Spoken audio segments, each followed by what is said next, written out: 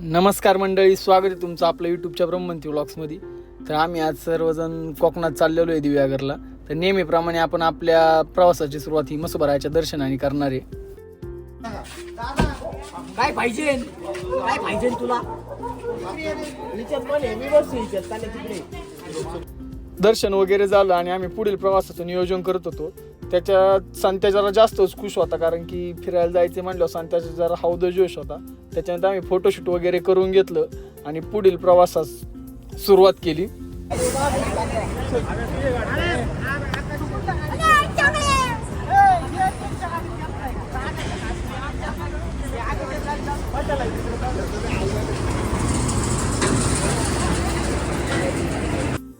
प्रथम सगळ्या गाड्यांमध्ये पेट्रोल भरून घेतलं. म्हणलं परत मध्ये आधी थांबायला नको. सोन्याला काय झालं तर काय माहित, नुसत्या इकडून तिकडून इकडे फेऱ्या मारायचा.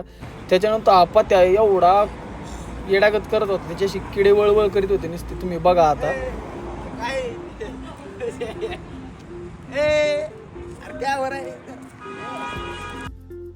कौन है ये लोग? कहां से आते हैं? A few moments later. कायची बाई दिसली हे उगा वाचन टाकतो ती. शाबाश बेटा.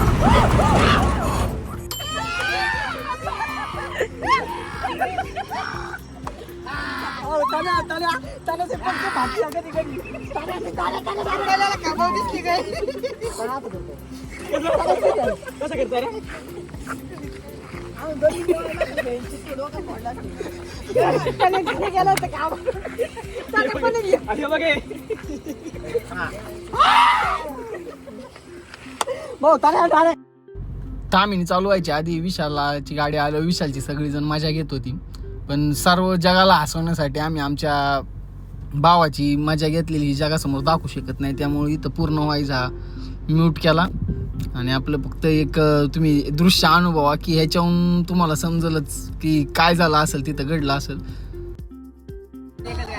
दिने हा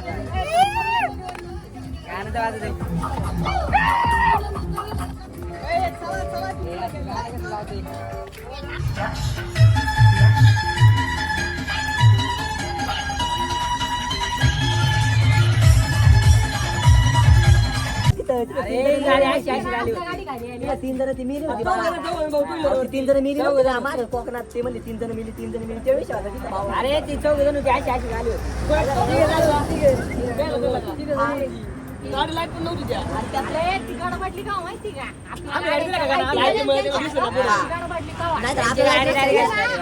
रस्ता सोडला डायरेक्ट आतमध्ये. तुम्ही दोघं निघले का? जास्त गडबडलं नाही. तुम्ही दोघं गेलो तर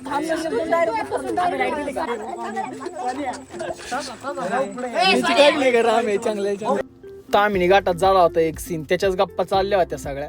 त्या सीननी पार सगळ्यांची फाडून ठेवलेली. पण असो, आम्ही तो सीन तुम्हाला सांगू शकत नाही. त्याच्यानंतर आम्ही पुढील प्रवासास सुरुवात केली व 1:15-2 वाजता आम्ही रात्री कोकणात पोहोचलो. त्याच्यानंतर तिथं झालेला धिंगाणा तुम्हाला सगळं आता मी पुढे दाखवतो, बघा तुम्ही. मध्यरात्री 3:15 वाजता.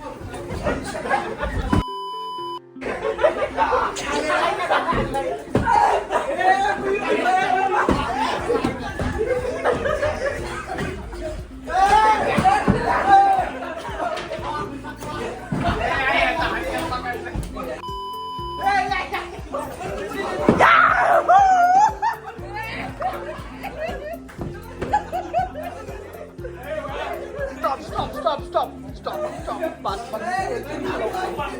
बस भांड बस ए थांब बस ए तनु बस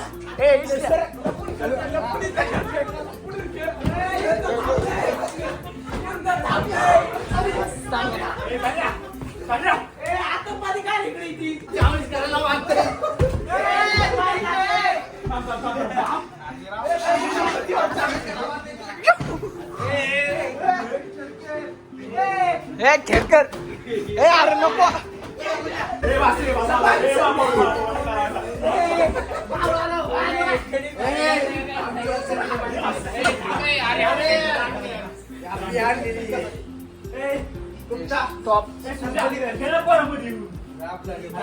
थांबा प्रेम भंगी बघा प्रेम भंगी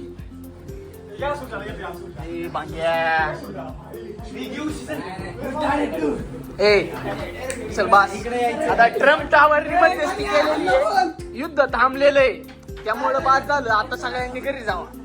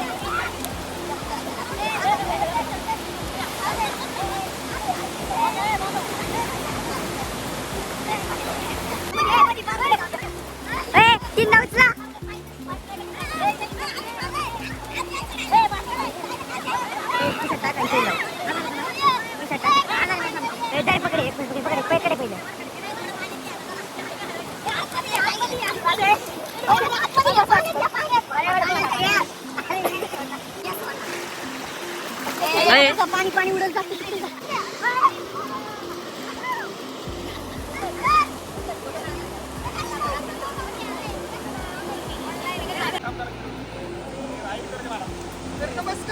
आता आम्ही आयुषला घेणार आहे.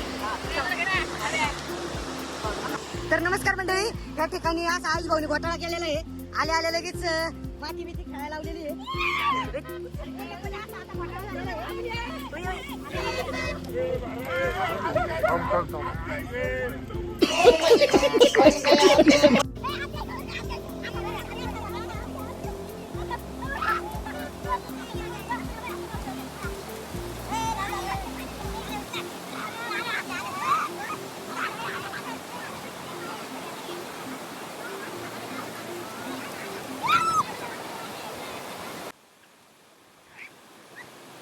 आत्या बाजूला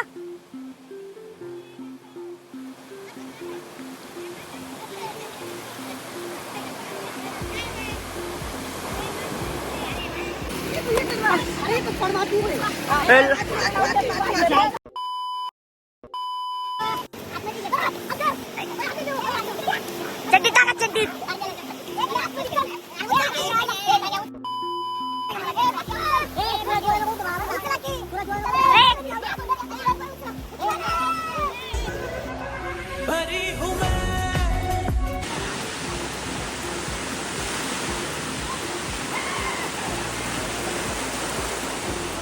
म्यूजिक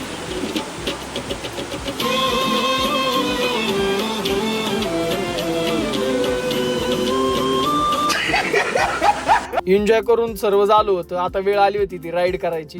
तर नेहमीप्रमाणे आपण तिथलं पॅकेज घेतलं. त्या पॅकेजमध्ये 5 राईड इन्क्लूड होत्या. 900 रुपयाचं पॅकेज होतं. गेल्या वर्षी 800 रुपये होते, त्यावेळेस त्यांनी 900 घेतले. आता आम्ही सर्व राईडसाठी जाणार आहे. तर पुढे आता आमचा भैया सांगेल तुम्हाला पुढे काय. नमस्कार मंडळी. आता फुल घोटाळा झालेला आहे. असल्या खूप राईड आहेत ना. असली हे झालेली आहे ना, काहीच सांगू. असली डेंजर राईड आहे. आयुष भाऊची तर फुल म्हणजे फुलतान करलेली. आयुष भाऊला बळच राईडला नेते. की आयुष भाऊचं काय झाले ना तुम्हाला सांगू शकत नाही. आयुष भाऊला असं बळ राहिलं नेते आम्ही. आयुष भाऊ आता पळून गेला. ओमकार शेट्टी त्याला धरून आणलेलं, सगळ्यांनी त्याला धरून आणलेले. आजची आयुष भाऊची फुलतान करलेली आहे. आयुष भाऊची अशा डोकं असं बंद पडलेले. ह्या वेळेस राईडला पाहिजे अशी मजा आली नाही, कारण समुद्रात लाटा या खूप स्लो येत होत्या. जसं तसं म्हणायला गेलं तर लाटाच येत नव्हत्या जास्त. मध्ये आधी यायची एखादी लाट मोठी, त्यामुळं एवढी मजा आली नाही राईडला.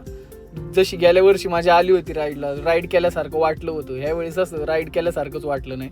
हे जे गोल आहे ते गेल्या वेळेस एवढं फिरायचं की चक्कर यायला झालती. ह्या वेळेस असं काहीच नाही, चक्कर नाही, काय नाही. जी पोरं बसत नव्हती ती पण पोरं बसली. कोणाला काय त्रास नाही झाला वेळेस, काय नाही. पण गेल्या वर्षी सारखी ह्यावेळेस राईडला मजा नाही आली. सो असू आता पुढे रूमवर गेल्याच्या नंतर तिथं खूप धिंगाणा घातलेला आहे पोरांनी. मी तुम्हाला सगळं दाखवेलच. तर पुढे बघा आता तुम्ही बॉक्स शेवटपर्यंत कंटिन्यू करा. आव्याचा काय जीव मायात गुतला होता काय माहिती, सारखाच आवाज द्यायचा. रूमवर गेल्याच्या नंतर विचारलं मी त्याला का तो जीव गुतला होता, तर त्यांनी सांगितलं सगळे फोन पाण्यात पडलेली. कुटाणाच करून ठेवलेला आव्याने. रूमवर गेल्याच्या नंतर रोहित्या झोपला होता, पण पोरं काय रोहित्याला झोपून देत नव्हती. शेवटी त्याला उठावलाच. रोहित्याने लय शिवाय दिल्या सगळ्यांना. पुढं काय होतं संध्याकाळी 7 वाजता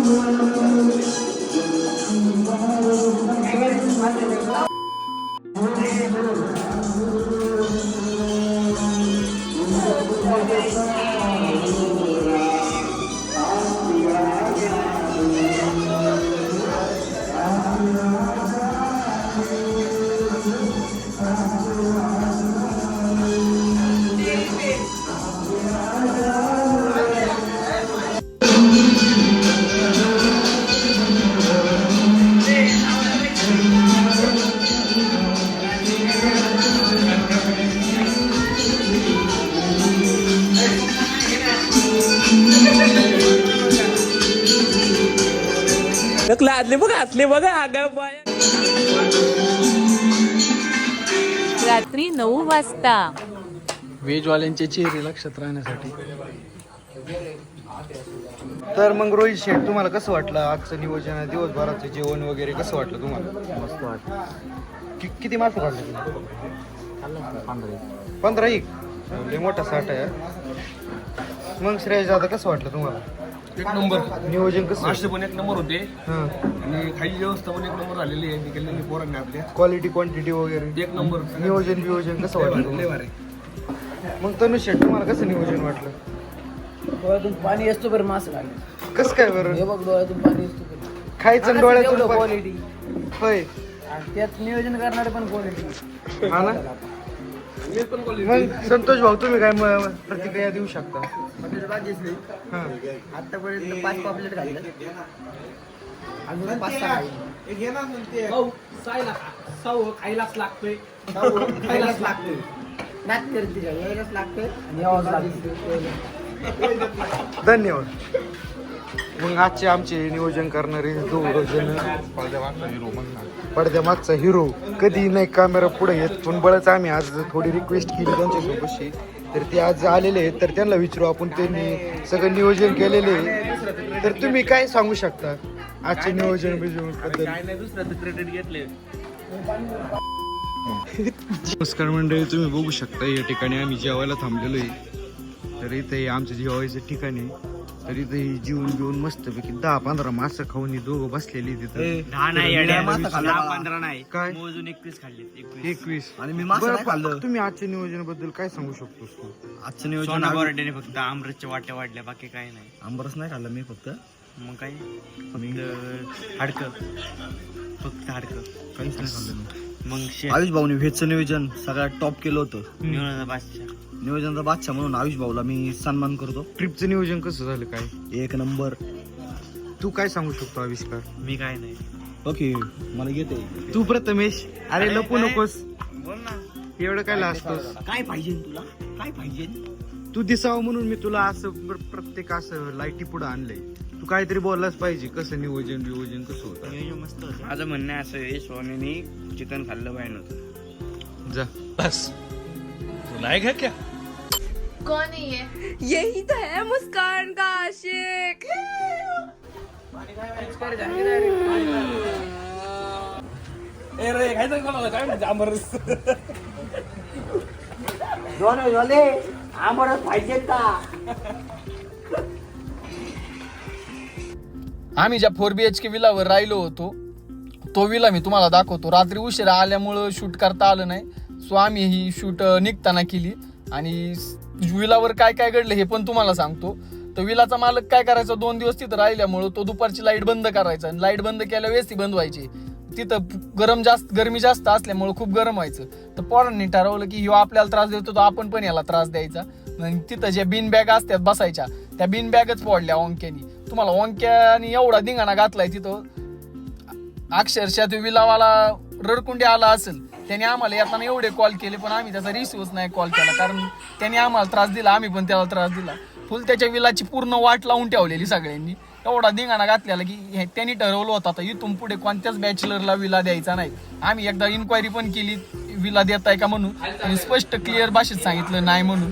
सो असो, आम्ही जास्त काय असं नुकसान केलेलं नाही, पण त्यांनी खूप आम्हाला त्रास दिल्यामुळे आम्ही पण त्याला त्रास दिला. आता पुढे काय झालंय हे पण तुम्हाला अजून ब्लॉग शेवटपर्यंत बघा, समजेलच.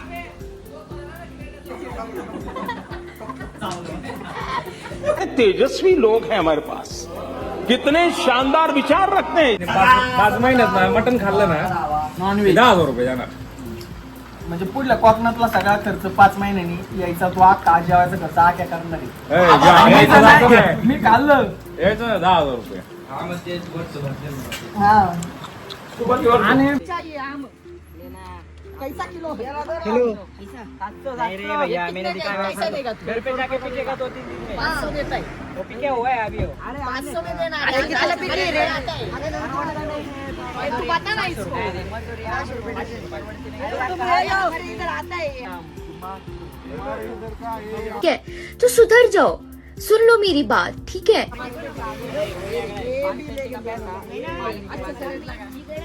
तुम इधर से निकलो. इसको इधर से नहीं तो धंधा नहीं होगा तेरा. धंधा करना है कैसे? उठाएगा.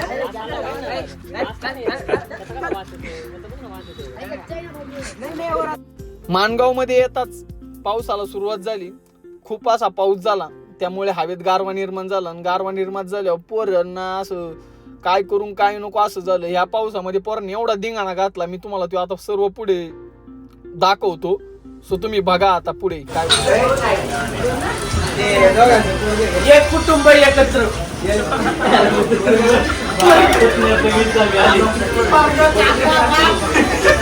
जन्म के साथी हम साथ साथ हैं.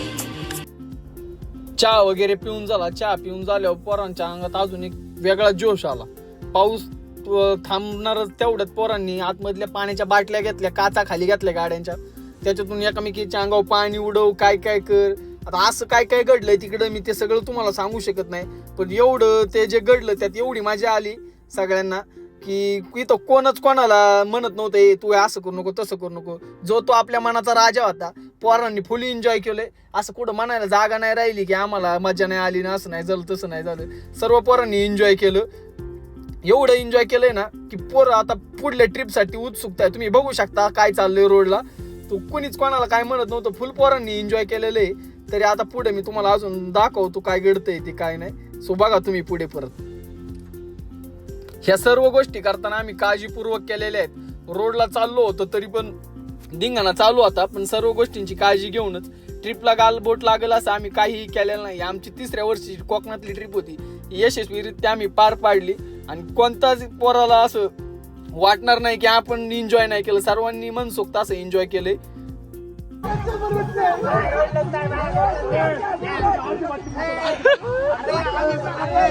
कोण मुतला कोण रे?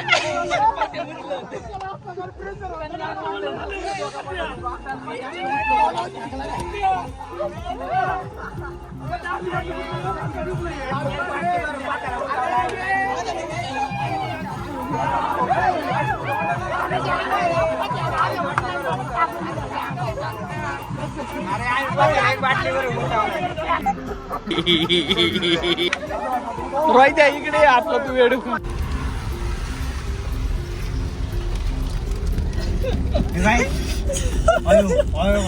आई शपथ एवढा रेडून मेडिकल मध्ये घे 10-12 बॉक्स घे आता रेड बुलचा डायरेक्ट. आता बॉक्स डायरेक्ट. एवढी गुन्नस सुट्टी नाही आता यांना.